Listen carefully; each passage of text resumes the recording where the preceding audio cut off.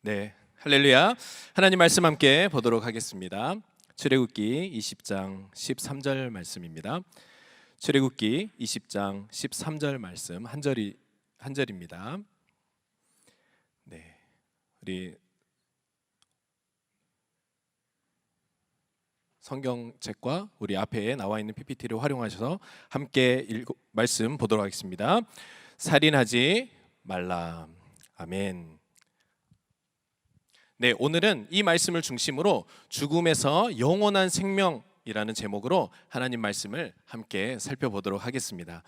할렐루야. 영원토록 신실하시며 우리와 늘 함께 하시는 하나님을 찬양합니다.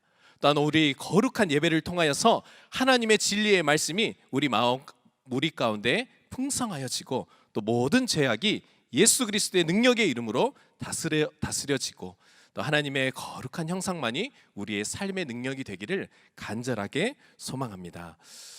저에게는 사랑하는 사람이 있었습니다. 결혼을 못해서 목사님의 사랑은 이제 끝났구나가 아니라 사랑하는 사람이 있었습니다. 너무나도 아끼고 너무나도 가까이 하고 마음을 모든 것을 내어주고 싶고 어느 순간이든 어느 기쁨이든 또 어떤 맛있는 요리도 혼자 대할 때는 나누고 싶다. 지금 뭐 하고 있을까 궁금해하던 관계가 있었습니다. 여러분들에게도 이런 관계는 있으신 줄 믿습니다. 연인으로 해석할 수도 있고요. 그리고 부모님과의 관계, 그리고 친구와의 관계, 또 일터와 많은 공동체와의 관계를 이렇게 살펴볼 수 있습니다. 그런데 이렇게 평생 함께 하겠지, 나에게는 절대 잊혀지지 않을 관계이겠지라는 이 소중한 사랑의 관계가 어느 순간 원수의 관계가 되었습니다. 가장 가까웠지만 가장 먼 관계가 되었습니다. 나에게 영원한 사랑으로 영원한 관계로 존재할 것 같은 그 존재가 이 순간 너무나 싫어지고 과거를 되돌려 보려 하여도 변할 수 없는 사실이 되어버렸습니다. 저에게는 이러한 시간들과 이러한 인생을 겪다 보니까 왜 가장 멀어져 버리고 서로를 저주하고 고통과 아픔을 나누는 관계가 되었을까? 아무리 생각해도 하나님이 보내주신 사람일 거라고 생각을 했지만 왜 지금은 서로 마음을 핥히며 서로의 심장을 찌르는 관계가 되었을까? 이런 괴로움 가운데 살게 되었습니다. 그러다 어느 순간 저는 이 안에 굉장히 놀라운 원인이 하나 있다는 것을 발견하게 되었습니다. 그것은 저의 입술의 고백이 내 마음과 상관없이 많은 수식어로 채워져 가는 것을 보게 되었습니다. 그리고 서로를 저주하며 서로의 마음을 불평함으로 채워갔습니다. 이제는 서로 멈출 수 없는 날카로운 입술이 서로의 심장을 갉아먹는 관계가 되었습니다. 왜 이런 사랑의 관계가 아픔의 관계로, 저주를 끊을 수 없는 관계로 되었을까요? 죽음에서 영원한 생명으로 나아가는 그 첫 번째는 혀의 악독함을 깨닫는 것입니다. 오늘 야고보서 3장 8절 말씀에 보니 혀는 능히 길들일 사람이 없나니 쉬지 아니하는 악이요 죽이는 독이 가득한 것이다 라는 것을 보게 되었습니다. 너무 사랑해서 너무 관계가 가까워져서 어느 순간부터 내 입술의 절제가 사라진 관계에서 이 관계의 단절이 시작되었다라는 것을 깨닫게 되었습니다. 우리의 혀를 능히 길들일 사람이 없다고 하셨습니다. 또 쉬지 아니하는 악이라고 하며 죽이는 독이라고 합니다. 저는 이 사실을 망각하는 순간 사랑을 전해야 할 입술이 저주의 도구가 되었다는 것을 깨닫게 되었습니다. 이스라엘 백성들의 일상도 이러하였습니다. 출애굽기 17장 말씀에 보면 하나님을 저주하고 물이 없어서 원망하는 이스라엘 백성들을 보게 됩니다. 그들은 하나님과 깊은 구원의 관계로 맺어졌습니다. 출애굽기 12장 말씀에 보니까 애굽 사람들을 멸하실 때에 이스라엘 백성들을 살려주셨습니다. 또 출애굽기 14장 말씀에 그 사방의 메어쌈에도 하나님께서 건져주시는 구원의 역사를 홍해 앞에서 경험하였습니다. 또 그들이 먹을 게 없어서 배고플 때에 광야에서 매일매일 허락하시는 만나와 메추라기로 그들의 풍성함을 채워주셨습니다. 그런데 오늘 17장 본문의 말씀에 보니까 이스라엘 백성들의 입술의 언어가 어떻게 되었습니까? 바로 모세를 원망하고 하나님을 저주하는 입술이 되었습니다. 하나님을 찬양해야 되는 입술이 하나님을 원망하는 입술로 바뀌게 되었습니다. 저는 오늘 말씀을 준비하면서 살인하지 말라라는 이 제목이 주님, 제가 뭔 살인을 했습니까? 왜 저에게 이런 본문을 이렇게 첫 설교에 어려운 본문을 주셨습니까? 저 죽는 걸 보고 싶어서 그러셨습니까? 이런 마음이 처음에 시작되었습니다. 근데 어느 순간부터 이스라엘 백성의 이 모습과 저의 삶을 살펴보니 나에게는 끊임없는 살인이 행하여지고 있구나라는 것을 깨닫게 되었습니다. 그것은 끊임없이 나의 입술로 살인을 한다는 것을 깨닫게 되었습니다. 온갖 저주를 퍼붓고 나의 불평을 가감없이 발설한다는 것에서 그 시작이 있었습니다. 여러분, 공동체에서 우리의 입술의 모습은 어떠합니까? 나의 조금 불편함이 어떠한 언어로 주변에 외쳐지고 있습니까? 또 오늘 하루를 맞이하는 나의 입술은 어떠하십니까? 하나님이 선물로 주신 거룩한 관계요, 하나님의 놀라운 선물의 관계에서 나의 입술은 어떻게 작동하고 있습니까? 마태복음 5장 22절 말씀을 함께 읽어보도록 하겠습니다. 시작. 나는 너희에게 이르노니 형제 심판을 받게 되고 형제에 대하여 나아가라 하는 자는 공의에 잡히게, 미련한 놈이라 하는 자는 지옥불에 들어가게 되리라. 많은 내용이 있지만 형제에게 노하는 자, 또 나아가라 하는 자, 미련한 놈이라 하는 자, 이 모든 것이 입술로 행하여지는 범죄를 통칭하고 있습니다. 우리의 입술, 우리는 죽이는 독이 가득한 것임을 깨달았습니다. 또 나의 주변의 많은 공동체가 힘들어하는 것, 나의 모든 관계가 어려워지는 것도 혹시나 나의 입술의 다스림이 부족하여서 그렇지 않은가? 혹시 내가 현대판 살인자가 되어서 나의 주변의 많은 사람들을 괴롭게 하고 있지 않는가라는 깨달음으로 저의 말씀의 준비의 시간이 되었습니다. 그런데 이 사실을 마주하는 순간 한 가지 더 마음에 들었던 것은, 주님, 저는 크리스찬입니다. 그동안 오랫동안 신앙생활을 했고 하나님 믿는다. 하나님, 나의 주 나의 하나님이요, 나의 영원한 기업이시요 라고 고백하는 자로 살아가는데 제 인생에 왜 이런 일들이 이루어지고 있습니까? 이러한 괴로움이 찾아오게 되었습니다. 그렇다면 나의 삶에 왜 이러한 죄악의 고통이 찾아오는지 말씀을 더 세밀하게 살피게 되었습니다. 이 시대에 제6계명인 살인하지 말라라는 이 계명을 다시 한번 상기케 하시고 하나님의 거룩한 사랑을 깨닫게 하시는 그 뜻이 무엇일까? 그것을 찾게 되었습니다. 그것은 바로 우리의 입술의 고백이 마음에 가득한 것으로 인한다라는 것을 발견하게 되었습니다. 마태복음 15장과 마가복음 7장에 보니까 우리의 마음에 가득한 것이 입술을 통하여 나타난다라고 기록하고 있습니다. 나의 마음의 죄악의 기준, 판단의 기준이 마음에 가득한 이 죄악으로부터 시작된다. 마음에 가득한 것은 악한 생각과 살인과 간음과 음란이란 것을 깨닫게 되었습니다. 하나님의 영광이 나의 마음에 가득 채워져 있는 줄 알았는데 어느 순간 죄악의 보금자리가 되어 있고 나의 마음이 죄의 집이 되어 있다라는 것을 깨닫게 되었습니다. 시편 26편 9절 말씀을 함께 보겠습니다. 시작. 내 영혼은 죄인과 함께 내 생명을 살인자와 함께 거두지 마옵소서. 시작은 빼도록 하겠습니다. 저만 읽는 거였습니다. 내 영혼을 죄인과 두지 마시고 내 영혼을, 내 인생을 살인자와 두지 마세요 라고 다윗은 간절하게 기도하고 있어요. 살인자가 누구입니까? 또 살인의 우두머리가 누구입니까? 바로 사단입니다.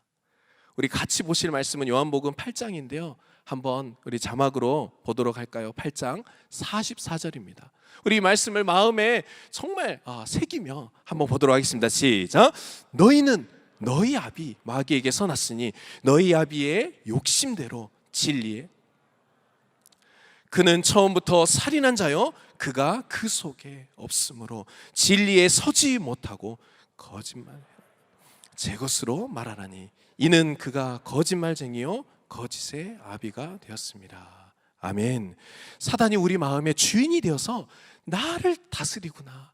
이렇게 좋은 관계에 하나님께서 허락하신 선한 것도 사단이 나의 마음의 중심이 되어서 나의 삶을 움직이구나라는 것을 늘 깨어서 우리가 영적 싸움에 임해야 하는 것도 바로 우리 마음에 실시간으로 변하는 사단과 예수 그리스도의 이 영적 싸움이 있다는 것을 깨닫게 되었습니다. 형제를 판단하는 것, 나의 주어진 모든 환경을 판단하는 것이 하나님의 선하신 뜻으로 바라봐지는 것이 아니라 나의 마음으로 판단되어진다. 나의 마음 안에 자리 잡혀 있는 죄악의 기준이 형제를, 우리 가정을, 우리 공동체를 판단하는 기준이 되어져 갈 때부터 이 문제가 시작되었구나라는 것을 보게 되었습니다. 저에게도 사랑하는 사람이 있었다고 말씀을 처음에 드렸죠. 그 사랑하는 사람과 함께 좋은 시간을 이렇게 갖다 보면 어느 순간부터는 주변에 많은 시각이 생기게 됩니다. 내가 직장을 다니면서 일터에서 정말 나의 하나님께서 맡겨주신 사명의 자리라고 생각했는데 어느 순간부터 마음에 사단이 주는 경쟁과 시기와 비방함과 주변의 많은 소리가 기준이 되어서 하나님의 뜻이나 하나님의 마음은 사라지고 내가 사회적으로 어느 정도의 레벨에 있는지, 내가 이 직장으로서 많은 사람들 앞에 당당하게 설 수 있는지, 과연 나의 연약한 인생을 풍성하게 이끌어갈 수 있는지, 사단이 우리 마음의 중심에서 나의 기준을 오염시키고 있다라는 것을 깨달았습니다. 바로 이러한 순간의 마음의 변화가 나의 입술을 통하여서 날카로운 칼날이 되어서 우리의 관계를 깨어지게 한다라는 것을 보게 되었습니다. 우리 리더 모임, 또 우리 GBS 모임, 다양한 모임이 있습니다. 공동체 모임에서도 우리의 마음이 어떻게 주님 앞에 서 있습니까? 또는 사단의 죄악을 쌓아가는 자리가 되어가고 있습니까? 그래서 거짓으로 또 비방함으로 우리의 마음의 괴로움으로 우리의 살인이 시작되고 있지 않습니까? 이 구절을 잘 설명하고 있는 본문이 요나서입니다. 요나서 4장 1절 말씀에 보니까 요나가 매우 싫어하였다. 그래서 하나님 앞에 성내었다라고 기록하고 있습니다. 요나는 이미 하나님께서 니느웨로 보내는 그 명령이 마음으로부터 짜증나는 일이었고 성내는 일이었고 괴로운 일이었습니다. 그 이유가 무엇입니까? 이미 우리 민족이 당하고 있는 저 니느웨로부터 받고 있는 고통이 하나님의 뜻을 거스르는 기준이 되었습니다. 가서 하나님께서 한 영혼이 귀하셔서 나를 보내셔서 내 입술을 통하여서 하나님의 나라를 세워가시고 회개와 생명으로 이끌어 가시는 관계로 나를 사용하시는구나, 이 마음이 아니라 하나님, 저 통해서 그런 일이 이루어졌으면 안 됩니다. 저 도망가겠습니다. 다양한 꾀를 내어 하나님의 뜻을 거역하였습니다. 그 시작이 무엇입니까? 바로 요나 4장 1절에 고백하셨듯이 요나가 매우 싫어하고 성내었다. 그 마음에 이미 하나님의 뜻보다 더 사단의 기준, 죄악의 기준이 그 마음에 자리 잡았다라는 것입니다. 우리는 하나님께서 허락하신 모든 것이 선함으로 감사와 말씀으로 받을 때에 우리의 삶에 하나님의 뜻이 이루어집니다. 우리의 만남 가운데 하나님의 놀라운 기적과 은혜가 펼쳐집니다. 하나님의 계획이 아낌없이 우리의 인생을 통하여 드러납니다. 그런데 우리의 마음에 자리 잡고 있는 죄악의 기준, 나는 크리스찬입니다, 내가 평생 동안 가졌던 나의 신앙의 고백이 있습니다 라고 하지만 나의 마음을 주님께 내어드리지 못하는 이 판단과 죄악의 기준이 우리의 공동체, 더 세밀하게는 우리의 관계들을 깨어져 가게 한다는 것입니다. 우리의 가정을 생각하면, 또 가정의 달을 저희가 맞이하는데요, 가정을 생각하면 참 나의 힘과 나의 원함으로 주어지지 않는 가정의 환경들이죠. 그런데 어느 순간 사회생활을 하고 많은 가정들을 만나다 보면 마음에 서로 비교하며 또 우리 가정에 없는 부족함을 발견하게 됩니다. 그럴 때 우리의 입술의 고백이 어떠하십니까? 다른 엄마는 다 이렇게 해주는데 왜 우리 어머니는 이럴까?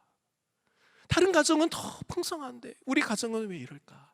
이런 마음의 기준이, 경쟁에서 오는 우리의 마음의 기준이 하나님의 가정을 선물하신 놀라운 계획을 외면하고 있지는 않습니까? 어느 순간 부모님으로부터 향해지는 나의 입술의 고백이 퉁명스러워지고 있습니까? 관계가 단절되거나 깨어져서 이제는 말도 나누고 싶지 않는 관계가 되었습니까? 연인의 이야기로 시작하였고 가정의 이야기로 시작하였지만 하나님께서 오늘 우리에게 살인하지 말라라는 이 말씀을 주시는 놀라운 뜻을 발견하고자 합니다.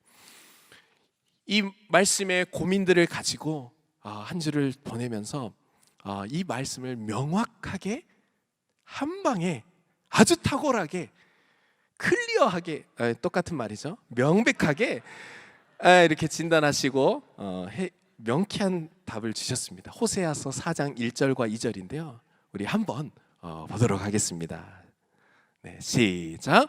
이 땅에는 진실도 없고 인애도 없고 하나님을 아는 지식도 없고, 2절, 오직 저주와 속임과 살인과 도둑질과 간음뿐이요 포악하여 피가 피를 뒤입니다. 아멘. 이 말씀을 보니까 왜 나의 마음에 이런 원통함이 생겼나, 살인과 간음과 음란과 도적질이 나의 마음에 자리 잡으며 나가질 않는가?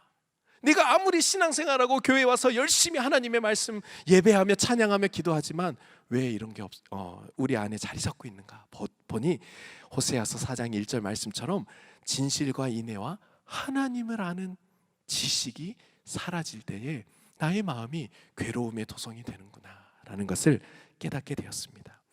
나는 살인하지 않습니다. 하나님 6계명 정도는 제가 하지 않습니다. 이 정도는 제가 하나님 앞에서 얼마든지 자신 있게 이야기할 수 있습니다 라고 고백하였던 저를 하나님 앞에서 다시금 엎드리게 하는 시간이 되었습니다. 나는 살인하지 않는다 라고 하지만 이미 너무나 손쉽게 행하고 있는 나의 살인, 나의 입술로 행하여지는, 나의 마음으로 행하여지는 간접 살인까지 이르러 이 모든 것을 하나님 앞에서 다시금 조명하게 되었습니다. 하나님의 진리의 말씀이 사라지며 하나님의 인애가 사라지는 순간 벌써 살인자로 나의 마음의 분노로 채워진다라는 것을 보게 되었습니다. 그렇다면 마지막 우리 죽음에서 영원한 생명으로 나아가는 그 능력은 무엇인가? 두 가지로 제가 마무리를 하였는데요. 첫 번째는 주 안에서 우리의 존재가 회복되어져야 된다. 이 말씀에 힌트를 주는 말씀이 마태복음 19장, 또 마태복음 22장, 마가복음, 또 누가복음, 특별히 로마서 13장에 잘 나오는데요. 내 이웃을 내 몸과 같이 사랑하라 라는 것입니다. 내 이웃을 내 몸과 같이 사랑하라. 주변에 많은 우리 조언들이 있습니다. 또 리더님들이 계십니다. 우리 공동체를 넘어서 일터에 계시는 직장 상사나 또 동기들이 있습니다. 내 이웃을 내 몸과 같이 사랑하라 라는 이 말씀 앞에 가장 중요한 것은 내가 받고 있는 사랑을 정확하게 아는 것입니다. 우리는 오늘도 내가 어떠한 존재인지, 내가 하나님 앞에서 어떠한 사랑을 입은 자인지, 내가 하나님 앞에서 어떻게 부름받고 있는지, 과연 하나님은 나를 어떻게 얼마나 끔찍하게 사랑하고 있는지, 이 질문이 던져져야 됩니다.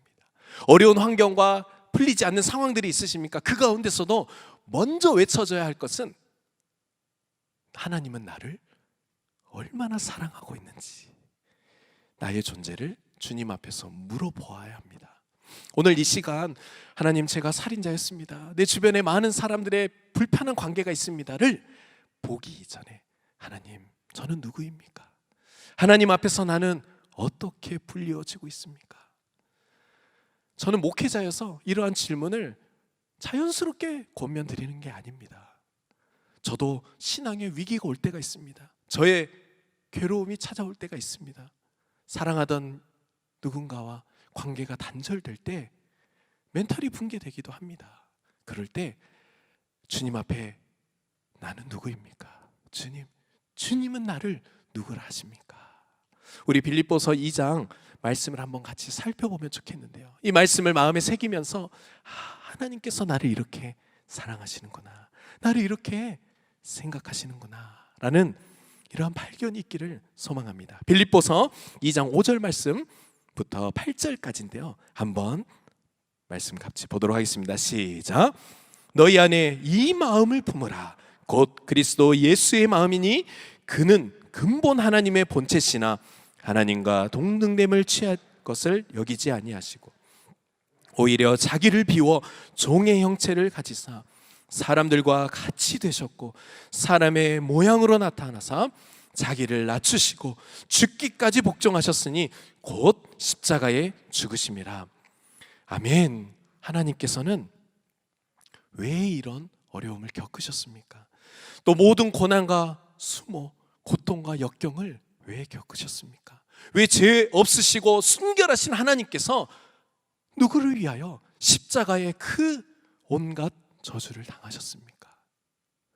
이것을 물을 때에 나의 존재가 주님 앞에서 명확하게 드러나게 됩니다. 그것은 바로 하나님께서 나를 사랑하시기 때문입니다.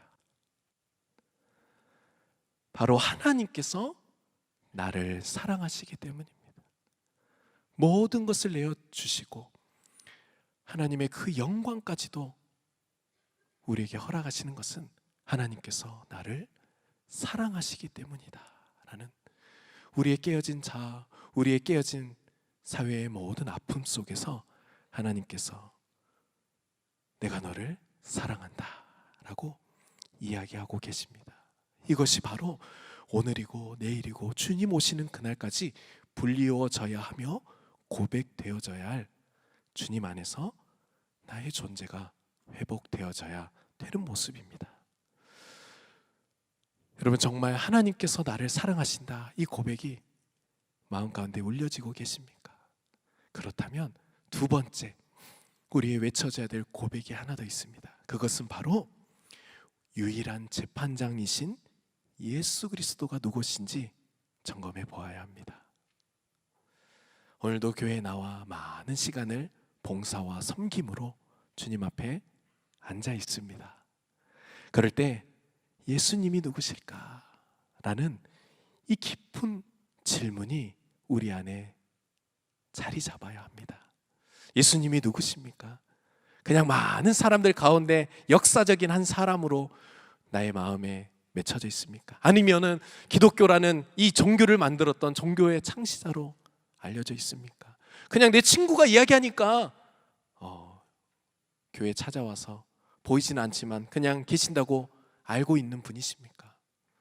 여러분, 이 예수님에 대한 고백이 나의 모든 원수도 나의 모든 인생도 하나님 앞에 맡겨드릴 수 있는 믿음이 됩니다. 저도 한 주간 동안 하나님 앞에서 나는 그러면 진실로 예수님을 누구라 생각하느냐, 내가 그냥 교회 생활하니까 늘 불리워졌던 찬양의 주제가 되었던 한 사람, 영원하신 분이라고 고백하고 있는지, 아니면 내 마음에 어떤 고백과 떨림으로 주의 이름을 대면하고 있는지, 이것이 저에게 물어졌던 질문이었습니다. 요한복음 1장의 말씀에 보니까 하나님은, 우리 예수님은 말씀이시다. 그리고 모든 만물을 창조하셨고 하나님께서 없이는 만물이 이루어지지 않았다라고 요한복음 1장부터 고백하고 있습니다. 그리고 하나님의 아들이시며 모든 권세를 가지고 계시며 심판자가 되어주시고 너희가 본 그대로 다시 오시리라 약속하신 분이 바로 우리 예수님이시라는 것을 깨닫게 되었습니다. 그리고 우리가 천국으로 가는 길에 유일한 길이요 진리요 생명이 되신 분이 나의 주, 나의 하나님이신 거룩하신 예수님이라는 것을 깨닫게 되었습니다. 내가 불편한 사람들을 만나서 왜 저 악인들을 하나님 심판하지 않으시나요? 라고 외쳤던 이 고백이 히브리서 9장 말씀에 한 번 죽는 것은 사람에게 정한 것이되 그 후에 심판이 있다라는 고백으로 저를 위로하여 주셨습니다. 나는 사람들을 심판하는 심판자가 아니요, 나의 영원한 재판장이 되시며 나의 영원한 진실이 되어주시는 나의 하나님을 소망하고 있는가, 나의 하나님을 믿고 있는가, 이러한 질문으로 저의 한 주간이 채워지게 되었습니다. 이제 말씀을 마무리하려고 합니다. 이 시대에 왜 하나님께서는 나에게 살인하지 말라라는 계명을 자세히 보게 하셨을까? 저는 지금까지 깨어진 관계나 주변의 많은 사람들의 소통하지 못하는 이 아픔 속에 내가 부족해서 그렇지, 내가 연약해서 그렇지, 오늘은 좀 그냥 안 좋은 한 가지의 사건으로만 생각했는데 그게 아니었다는 것을 깨닫게 되었습니다. 내가 내 입술로 고백하며 마음을 찢기게 하는 일, 내 입술의 고백을 통하여서 그 영혼을 하나님 앞에서 상하게 하는 이 일이 지금 내가 행하고 있는 하나님 앞에서 극악무도한 죄였구나. 나의 마음으로 상대를 판단하며 나의 죄악의 기준으로, 나의 경험으로, 나의 익숙함으로 상대를 결정하는 것, 하나님의 그 놀라운 생명의 귀함을 넘어서서 나의 얄팍한 지식으로 상대를 판단하였던 것, 이것이 나의 마음에 맺혔던 죄악이었구나. 그리고 이 모든 것이 내가 교회 다니면서도 이루어졌던 이유는 나의 마음에 하나님을 아는 지식, 진실과 인애가 부족하였구나 라는 것을 깨닫게 되었습니다. 우리 이 시대를 살아가는 우리 많은 사랑의 교회 청년 공동체의 모든 한 분 한 분 가운데 하나님께서 살인하지 말라라는 이 계명을 주신 것, 이스라엘 백성들에게 이 계명을 주신 것은 절제하며 살아라, 주님 오시는 그날만 고대하여라, 이것이 아니라 하나님께서 주신 모든 사랑의 관계를 주님의 사랑 안에서 풍성하게 누리라라는 제목으로 재발견되어지시기를 간절히